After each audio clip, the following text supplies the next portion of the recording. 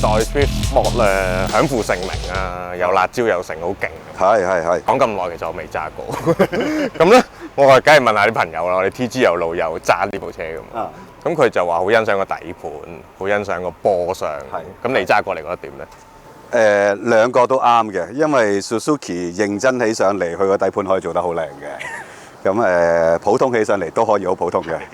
咁呢部車 Swift Sport 佢真係好立志要做一部小跑車嘅，所以佢喺底盤啊、引擎啊、波箱嘅配搭嗰度做得幾好嘅。咁譬如成架車好輕啦，1000公斤多少少啦。咁佢嗰副 M16A 引擎亦都係有成差唔多7000轉啦，配合埋個好密雅嘅波箱，其實好容易令人興奮嘅。咁所以呢架車再加上當年其實賣得好平嘅，就車價錢都接近㗎啦。即係舉個例就係佢12年，即係上一代款尾都係賣緊17萬到。17萬嗰個年代，你買到咩車 ？Corolla 得唔得咧？係啊 ，Corolla 咯，係啊，載下公仔啊，買餸籃啊嗰啲咪得咯。但係真係有一部跑車感覺嘅車咧，係冇乜嘅呢個價位。咁快唔快先？我老實講，真係唔係好快嘅啊！但係快嘅車係另外一種嘢，好玩嘅車就唔一定快嘅，係咪？係。其實上年東京車展已經出咗新一代 Swift Sport，咁等咗好耐，一路都未有機會試啊。咁啱有朋友喺日本買一部車翻嚟喎，咁我哋借俾我哋試下啦，就即管睇下你剛才講啲嘢仲喺咪度嘅。係，車匙就喺我手，出發。好。提下大家記得 subscribe 我哋嘅 YouTube channel， 因為除咗佢，仲有好多車睇嘅。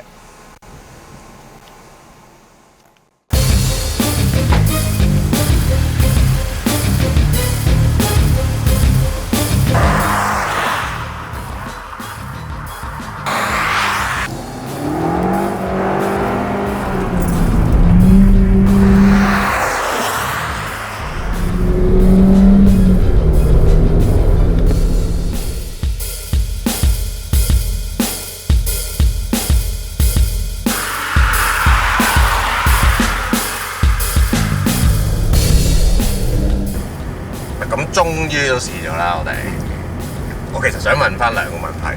首先，你覺得今代 Swift Sport 夠唔夠快先？夠，絕對夠快。嗰種快法係你不知不覺，哇，100啦，再多啲啦，咁哇，你即係好似唔係好覺咁。係好似唔係好覺，但係你望一望個標板，佢個轉速標去到260，當然誇張少少啦，但係好容易去到成個轉速標嘅一半嘅。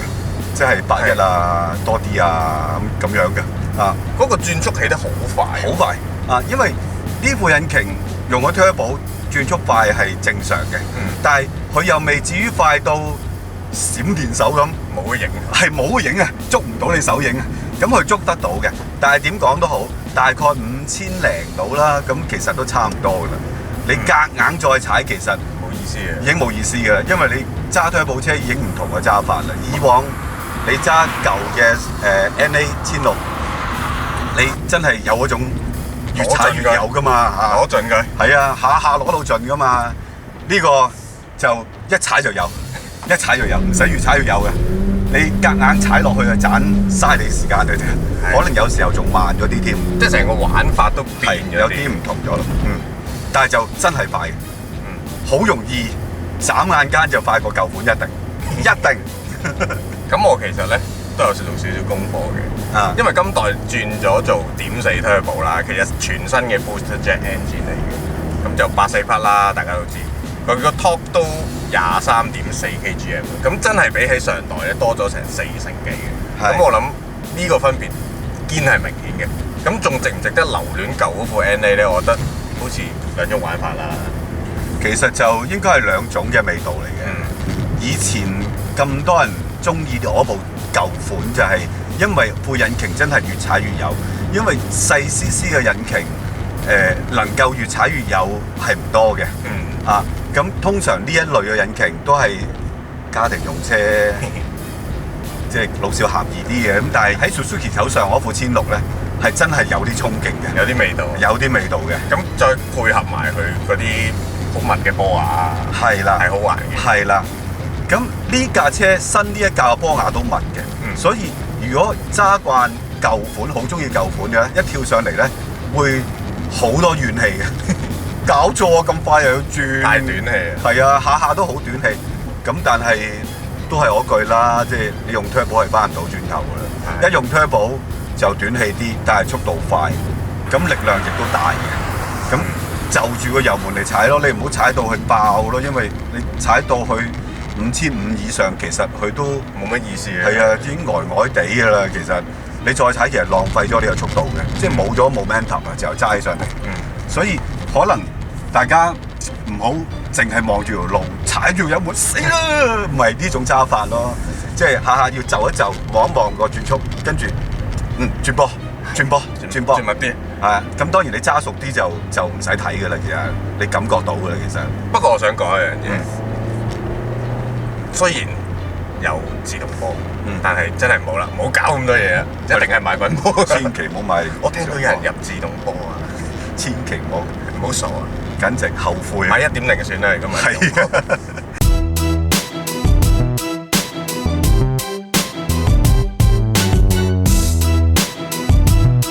好啦，佢夠快。第二個問題就係佢仲好唔好玩咧？舊時辣椒就係好玩。我俾你揀啦。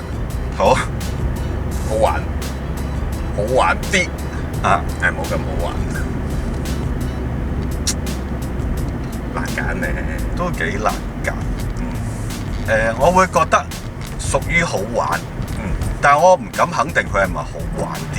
我有幾樣嘢關於呢架車嘅新底盤係有啲意見嘅。咁但係佢呢個底盤好似係有個好得意嘅朵喎，係嘛？係，其實係全新底盤嚟嘅。我係亦都有做功課㗎。個名我唔知有冇讀錯啊，應該係 Heartect， 即係 HEARTECT 啊。咁其實之前我哋試1.0嗰部咧，都係呢個底盤嚟嘅。不過去咗 Swift Sport 咧，佢其實有啲位係加固咗嘅。啲焊點，例如靠近後門啦，同埋靠近尾箱嗰啲位都加咗一啲焊點落去。咁同埋佢個頭擔係麥花臣啦，咁個吸震筒係用咗大廠望內㗎啦。同埋咁個尾依然都係一字擔torsion beam嚟嘅。係。咁不過咧，就成架車其實真係輕咗嘅，比起上代咧，應該係輕咗70公斤。哇，好多！其實而家唔夠一噸嘅，970 kg 嘅啫。70公斤好多喎。係啊，但係揸落係真係好輕，係好輕，係好輕。所以你揸起上嚟，你覺得佢有衝勁，其中一個原因，密瓦波箱再加好輕嘅車身，係，所以你覺得哇，呢個都辣下嘅喎，都辣中辣嘅喎，未至於大辣，係，但係起碼係中辣嚟嘅喎。咁但係講翻，佢未必可以好玩過舊一代，就係個軚盤，我覺得佢係輕咗少少嘅，即係個質感啊，少咗少少啫，係啦，少咗，即係我哋成日寫咧軚感，係啊。咁方便嘅、準確嘅，但係就硬係，如果係 sport 就應該可以再重少少，再多翻啲嘢。我諗揸開快車或者中意揸跑車嘅人就會知嗰樣嘢嚟。係啊。咁第二咧就係佢個懸掛明顯係比我哋之前試嘅1.0係真係個支撐力啊，同啲反應都好啲嘅。但係要壓一個點先至呈現到出嚟。因為我發覺佢每轉一個彎咧，第一下嗰個摁落去嘅動作咧，硬係好似多咗少少。個行程有少少明顯嘅。係啊，好似游一游。咁你令到我，如果我揸快嘅時候，我就會俾你嚇一嚇添。我諗第一次跳上去嘅。係。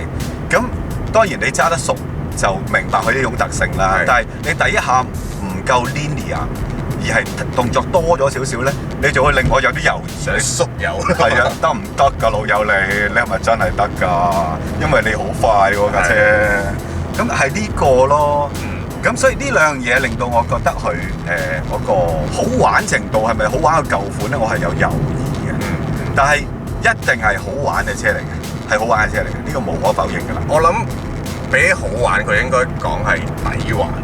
即係呢個價位嘅車，你想揾到呢種感覺咧，真係比較少嘅。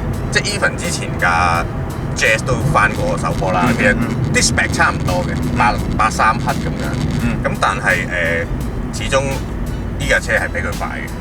所以成個出嚟嘅感覺係嗰種快啊、輕啊，係明顯啲，令到佢過癮啲。咁如果你比起 Jazz 嘅棍波咧，明顯呢架好玩好多，明顯啊！Jazz 嗰架係有手波嘅街車，呢架咧係有手波嘅小跑車，少少，OK。咁但係咁喎，你唔知佢賣幾多錢？呢架由於呢架喺日本運翻嚟㗎啦，咁聽朋友講啦，即係呢架車嘅車主，咁佢就話搞啲搞路啦，咁佢又加咗啲顏色啊之類，出埋牌咧，未到25、24萬零啦咁樣。咁我覺得係有少少比預期中貴嘅。不過你當市場冇得揀嘅時候咧，你有心人就自然覺得 OK 啦。其實貴，可能所謂貴咗少少，係貴1-2萬啊咁樣。咁如果係咁，當然就唔可以同以前舊款比較啦，因為真係以前係20萬以內有交易嘅車嚟嘅。咁新車啊嘛，新就買貴啲㗎啦。咁但係代理商幾時嚟？知唔知啊？一個謎，所以個錢咧都係一個謎。係啊，遲啲咯，睇下有冇機會啦。睇下啦。